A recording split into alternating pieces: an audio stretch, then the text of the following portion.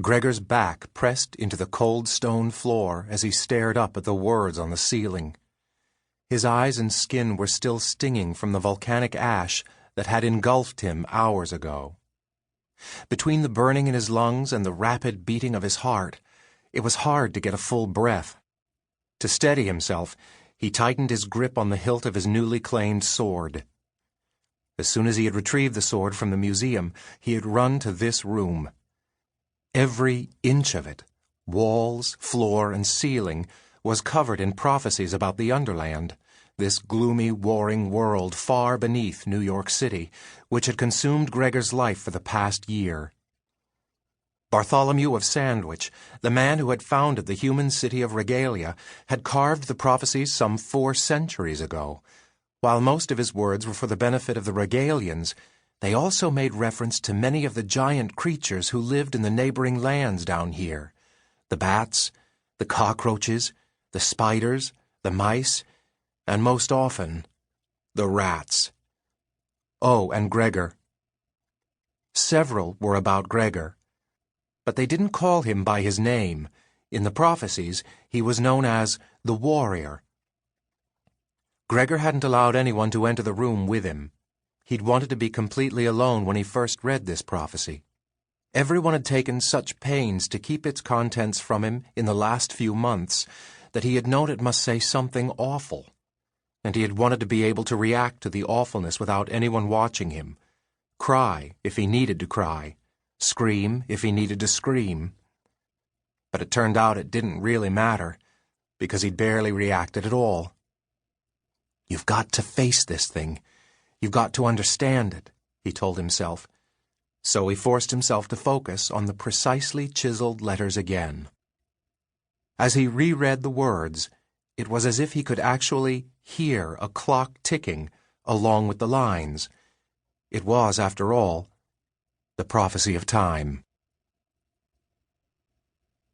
Tick, tick, tick, tick, tick, tick, tick, tick, tick, tick, tick, tick, tick, tick, tick. The war has been declared, your ally been ensnared. It is now or it is never, break the code or die forever. Time is running out, running out, running out. To the warrior give my blade, by his hand your fate is made. But do not forget the ticking, or the clicking, clicking, clicking. While a rat's tongue may be flicking, with its feet it does the tricking. For the paw and not the jaw makes the code of claw. Time is standing still, standing still, standing still. Since the princess is the key to unlock the treachery, she cannot avoid the matching or the scratching, scratching, scratching. When a secret plot is hatching, in the naming is the catching. What she saw, it is the flaw of the code of claw. Time is turning back, turning back, turning back. When the monster's blood is spilled, when the warrior has been killed, you must not ignore the rapping or the tapping, tapping, tapping. If the gnawers find you napping, you will rot while they are mapping out the law of those who gnaw in the code of claw. The ticking stopped with the words. Gregor closed his eyes as that one phrase hammered in his brain. When the warrior has been killed. That was it, obviously. The part that nobody had wanted to tell him. When the warrior has been killed. Not even Rip Red. And you had to figure that rat was used to breaking bad news to people after all those years of fighting in wars. When the warrior has been killed. Not even Luxa, who was only 12 yet seemed much older because she was a queen and had lost her parents and all.